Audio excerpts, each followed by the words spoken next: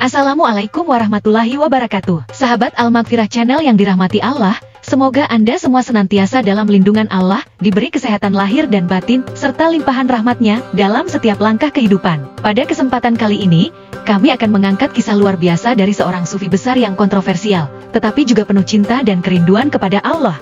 Al-Halaik, seorang yang cintanya kepada Sang Pencipta membawanya pada ujian dan pengorbanan paling ekstrem, hingga ia disalib karena mengucap satu kalimat yang mengguncang dunia. Namun sebelum kita masuk ke kisah yang penuh makna ini, mari bersama-sama kita bangun channel ini menjadi sarana dakwah dan ilmu yang bermanfaat dengan cara like, share, komen, dan subscribe Al-Maghfirah Channel. Jangan lupa juga aktifkan lonceng notifikasinya agar tidak tertinggal kisah-kisah penuh hikmah lainnya. Kisah Al-Halaik bukan hanya tentang kontroversi. Ini adalah kisah tentang marifat, tentang cinta sejati yang tidak mengenal batas, dan tentang bagaimana seorang hamba memandang Allah lebih dari segala sesuatu di dunia ini. Kita akan melihat bagaimana perjuangan batin, pandangan spiritual, dan keteguhan hati membuatnya menjadi salah satu tokoh paling dikenang dalam sejarah tasawuf Islam. Kisah ini penting untuk dipahami dengan hati, bukan sekadar akal, karena ia menyentuh dimensi terdalam manusia, cinta, pengorbanan, dan pencarian hakikat. Al-Halaik mengajarkan kita bahwa mencintai Allah bukan sekadar ucapan, tetapi kesediaan untuk mengorbankan segalanya deminya, bahkan nyawa sekalipun. Mari kita duduk sejenak, tenangkan hati, dan simak perjalanan spiritual Al-Halaik dari masa kecilnya hingga detik-detik terakhir kehidupannya yang begitu menggetarkan. Sebuah kisah yang akan membuat hati kita merenung, mungkin bahkan menangis, tetapi pada akhirnya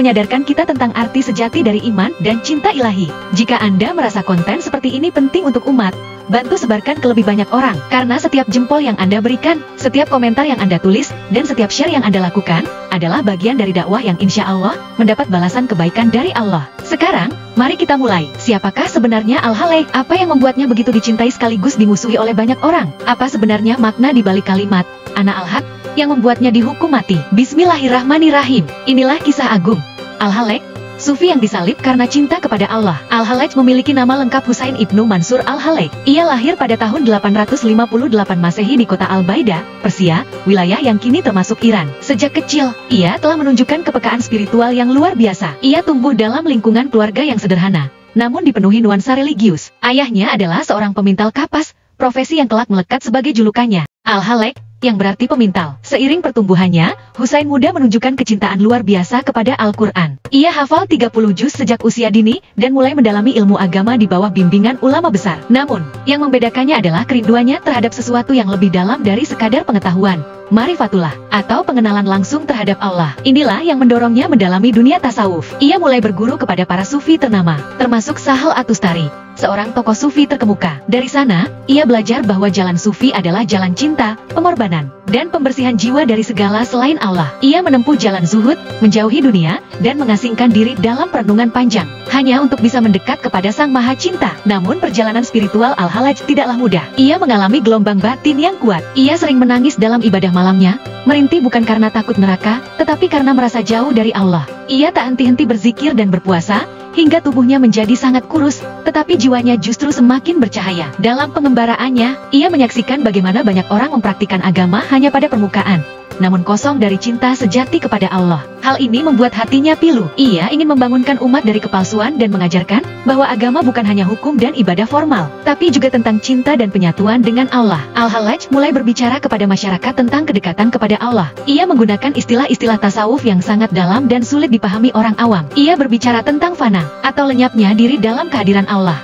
Dan dari sinilah muncul kalimat legendaris yang akan mengubah nasibnya, Ana Al-Haq, aku adalah kebenaran. Kalimat ini mengguncang banyak kalangan. Sebagian menuduhnya kafir, sebagian lagi memahami bahwa ia telah mencapai tingkat spiritual di mana egonya telah lenyap, dan hanya Allah yang berbicara melalui dirinya. Namun, pemahaman seperti ini sulit diterima dalam ruang publik, dan fitnah pun mulai mengelilinginya. Ketika Al-Halaik mengucapkan kalimat Ana Al-Haq, yang berarti aku adalah kebenaran, ia tidak bermaksud menyamakan dirinya dengan Allah. Dalam tasawuf, itu adalah ekspresi fana, saat ego dan keakuan seorang sufi lenyap, sehingga yang tersisa hanyalah Allah. Ia tidak lagi melihat dirinya sebagai sesuatu, karena dirinya telah sirna dalam lautan keesaan Allah. Namun sayangnya, kalimat itu ditafsirkan secara literal oleh banyak orang yang tidak memahami kedalaman spiritual tersebut. Para ulama fikih dan penguasa merasa terganggu. Mereka menganggap pernyataan itu sebagai kesyirikan dan penghinaan terhadap Tuhan. Padahal, bagi para sufi, justru itulah puncak cinta, saat seseorang tidak lagi melihat dirinya sebagai apapun kecuali milik Allah sepenuhnya. Namun perbedaan cara pandang ini menciptakan jurang besar antara kaum sufi dan otoritas agama saat itu. Kekuasaan Abbasiyah yang tengah berada dalam kondisi politik yang rapuh tidak ingin ada sosok yang dianggap menyimpang dan berpotensi menggerakkan massa. Apalagi Al-Hallaj mulai dikenal luas di berbagai wilayah,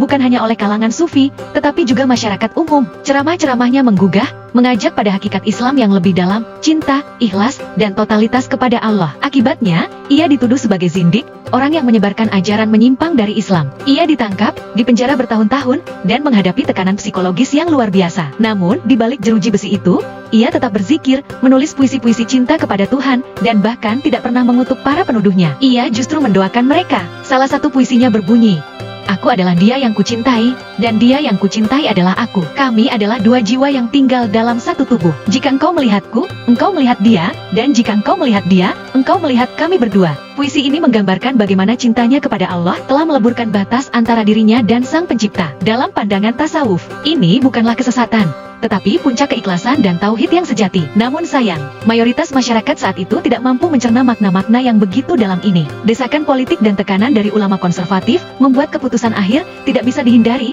Al-Hallaj harus dihukum mati. Meski banyak yang bersimpati, kekuasaan tidak memberi ruang bagi cinta yang terlalu bebas untuk Allah. Ia dianggap berbahaya bagi tatanan sosial dan agama yang mapan. Namun anehnya, Al-Hallaj menerima vonis itu dengan tenang. Ia tidak menunjukkan rasa takut. Ia justru mengatakan, "Apa yang kalian anggap sebagai penyiksaan, bagiku adalah pertemuan dengan kekasihku."